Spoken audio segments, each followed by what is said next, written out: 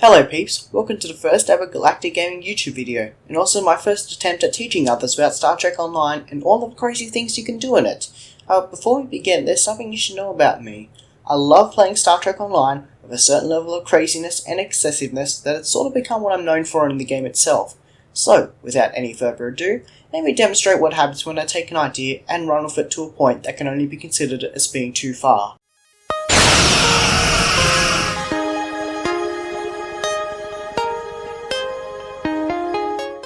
My idea is a theme build for the USS Discovery. Yes, I know theme builds aren't new, but hear me out for 1 second. Or 2, it doesn't really matter which. My theme build is a little different.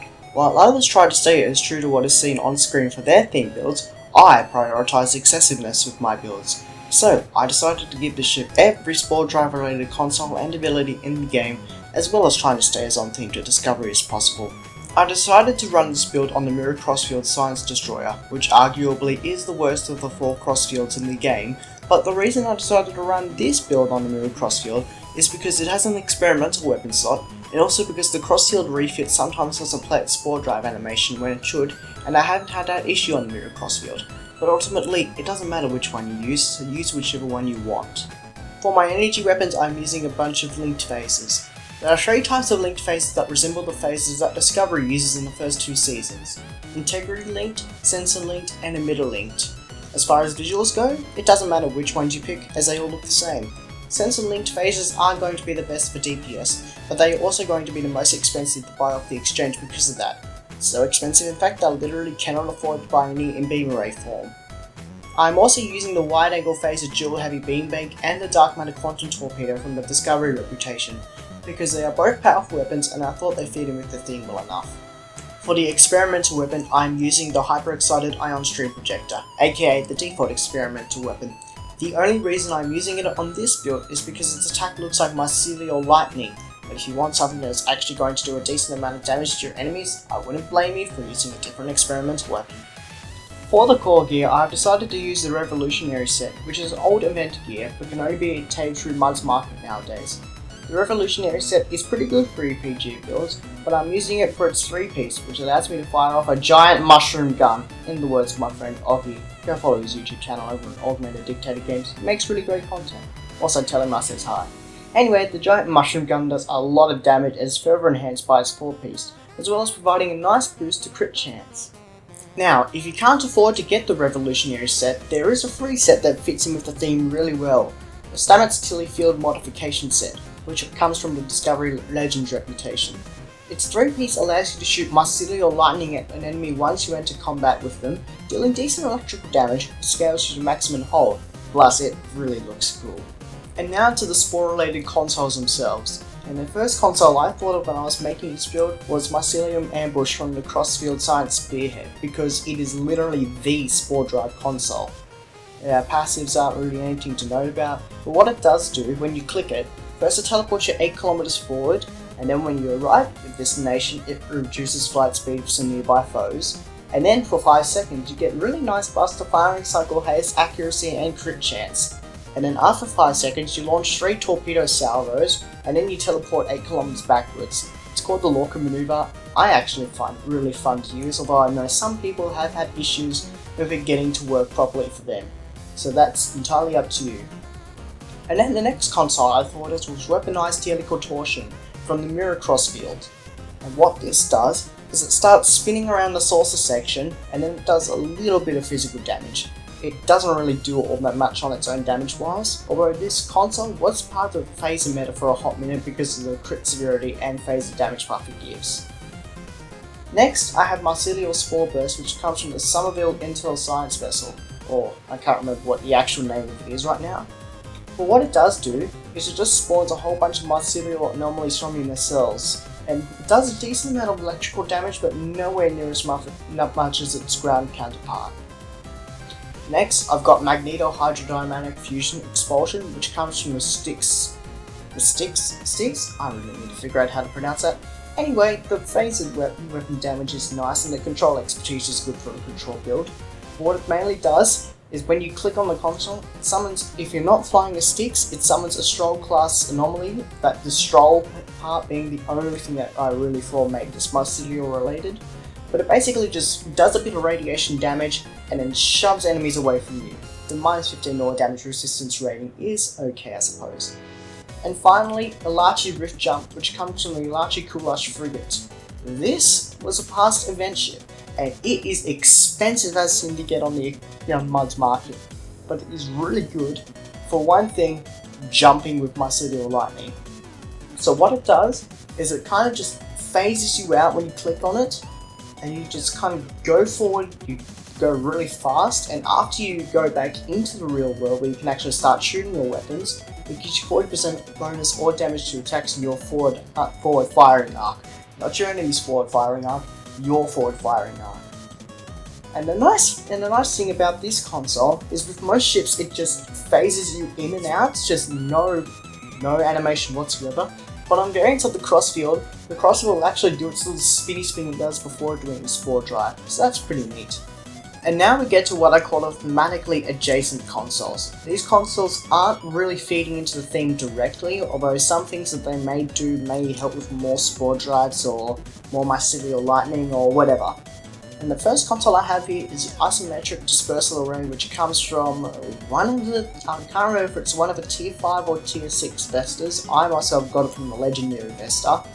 But what it does is it just shoots a giant honking beam of lightning out, and it's so satisfying to watch. And the reason why I put it on this build is because it's blue like Mycelial Lightning, and well, lightning is kind of half of the whole spore drive thing. And what the console I have next on is part of the DPS meta. This is Bioneural Infusion Circuits. The main reason why it's part of the DPS meta is because it has the highest crit severity buff of any console in the game. The control expertise and hull capacity is pretty nice too. There's nothing worth saying about the set bonuses in my opinion, but the main reason why it's on here is because it's part of an Larchi set, and Larchi are just all about spore drive. It's kind of ridiculous to be honest, like, mate, do something else with your lives, people. Anyway, and the final console I have on here is the Transwarp Computer, which comes from, I think it's the tier 4 Excelsior, tier 3, I can't remember. It's the Excelsior which you can get with dilithium in the ship vendor. And the only reason why I have it on this build is because of the 50% cooldown reduction to all transwarp abilities. Something unique about the Crossfield is that when they go to transwarp, instead of just doing when they open up the little vortex thing and then just fly through it, the Crossfields will actually just do their spore drive animation. And I thought, you know what, if I reduce the cooldown on the transwarp, that means more spore drives. This fits in the theme, so here it is. Honestly, does nothing at all for combat purposes. 28.5% warp core efficiency, that's nothing. Literally, it does not do anything that I've noticed. I think that might actually be bugged. And finally, we're at the non-thematic consoles. These consoles I just had here to either fill up space, heal me, do a bit more damage, whatnot. Basically, none of these consoles are necessary to the theme, but I just put them there for personal preference. First up, Choya's Protocol, which comes from the Da Vinci Miracle Worker Escort, which comes from the C-Store. It's the tier 6 Saber. What it does is, for the first 8 seconds, it busts my energy damage a little bit, gives me a hell of a lot of haste, and supposedly makes me unkillable, although I have been killed during those first 8 seconds, so I'm not sure if that's working as intended. It's the last 8 seconds which doesn't make this console work very well, because it just basically takes your weapons offline, makes you stealthed, and restores a bit of your hull and shields each second. That weapons offline thing, which you can't get rid of, that's what's stopping from this console being really good. 125% haste with energy weapons is a lot, but with that weapons offline, it really doesn't make it worth it. And then I have Tachyon Net Drones. This console is really worth it actually. It does give a nice buff to crit chance and crit severity. Perception's nothing to really worry about, you're only going to worry about that in PvP, and even then you don't need this to be able to see cloaked ships. And this console comes from the Bozeman Intel Heavy Frigate, which is also from the C-Store, and apart from the ship being really nice itself, the console itself is actually really nice. What it does is just basically deploys Tachyon Net Drones which surround the enemy that you've already had it targeted on, gives some nice buffs to minus damage resistance rating to your enemies, reveals cloaked ships, and applies additional kinetic damage whenever you hit somebody with a critical hit when they're inside of the net drones. Next, we have Immolating Phaser Lance. This comes from the Demos Pilot Destroyer. Basically, It's a giant phaser lance. It's red. It's beautiful. I love this console so much. One of my favorite consoles. It's so satisfying. I'm actually going to use this console for another build that I've got coming up later. I'll get into that when I actually release that video. Basically, giant honking phaser lance. Love this console so much. It's only here for the damage. And then we have Lorca's custom fire controls. And this one is really nice because of its crit chance, which is actually tied with the Ultimate Swarm processor as the highest crit chance buffing console in the game. The shield penetration and weapon power setting is nice too, but the main reason I have it here is for the free piece with the first two weapons that I've talked about, the the phaser wide angle dual heavy beambag and the dark matter quantum torpedo. Basically, the free piece just allows you to launch one dark matter quantum torpedo at any enemies around you below 50% hull. That's really nice because it's more torpedoes. And finally, we have Domino. The phaser damage is pretty good, but mainly why I have it here is for its damage, for its firing cycle haste, the bonus all damage, the reduction to all bridge officer abilities, and recharge speed to torpedoes. It's one of the better DPS consoles, even better if you're using it for phaser. Yeah, I just love this console a lot, it's so much fun. On to the personal space traits. First thing I have selected is Context of the Kings for the stacking damage resistance rating or bonus damage based on whether I got hit in the past second or not. Fresher Marinar, which reduces my cooldowns on team abilities, which is Engineering Team, Tactical Team, Science Team, Intel Team, and Pilot Team. I'll get into why I have this ability equipped later. Helmsman for the bonus turn rate and evasive maneuvers cooldown, and I'll get into why I want to reduce my invasive maneuvers cooldown in a bit. Intelligence Agent Attaché, weapon critical strikes partially reduce Captain's ability. This will feed into why I've got Helmsman on in a moment. And Leadfoot, which just gives me faster full impulse and slipstream bonus, because this ship I used to have as my Tour of the Galaxy build until I got the legendary Vesta. Next I have Superior Beam Training for the bonus weapon damage buff with my beam weapons. Symbiotic Ice, which allows me to deal additional cold damage with my beam weapons. The Boiler Effect, which allows me to reduce my bridge officer cooldowns to their minimum values every now and again. I don't really need this trait. I should probably remove it.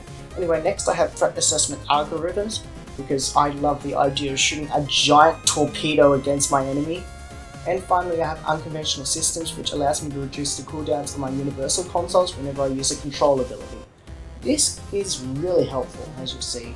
Onto the Starship traits, and this is where the really fun stuff is. The first trait I have equipped is Black Alert. Whenever I use Beam Overload, Cannon Rapid Fire, or any Intel Bridge Officer ability, it allows me to summon the Spore duplicates of myself, which will just do a Spore jump in, fire off a couple of Photon Torpedo spreads, and Spore jump back out again. This is only here for the visuals, because the damage it does is really nothing to talk about. It's actually quite pathetic. Next I have Improved Photonic Officer to keep my Photonic Officer Bridge Officer ability up 100% of the time. The bonus hull and shield healing and also the exotic damage bonus is also pretty nice. Invasive Maneuvers. This is why I wanted to have the Helmsman's personal trait, because whenever I use evasive maneuvers, this just allows me to just do Spore Jump after Spore Jump. It's so much fun. Next is Spore Infused Anomalies. Apart from the thematic obviousness of this Starship trait, the Starship trait itself is actually meta in some EPG builds. Next is Supercharged Weapons. Whenever I fire off a torpedo, it enhances my energy weapon performance, which basically amounts to a little bit of Cat 1 damage, more crit chance and more crit severity.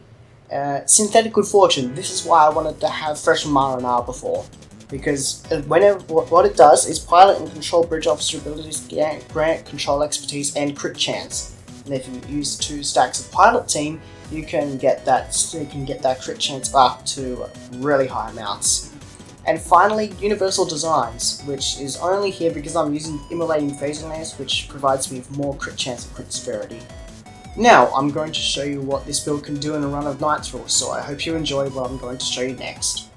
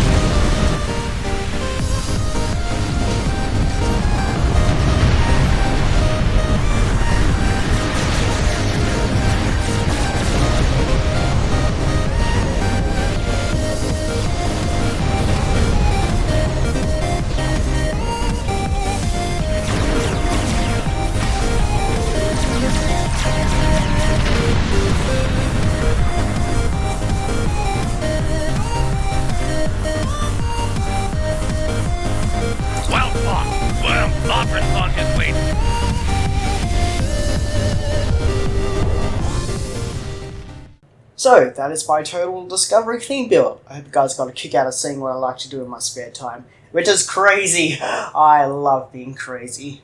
So, yeah, anyway, consider liking and subscribing, since this is my first video. It would really help kickstart my channel, and I would be completely indebted to you guys. So, yeah, remember, like, subscribe, and maybe I'll see you next time.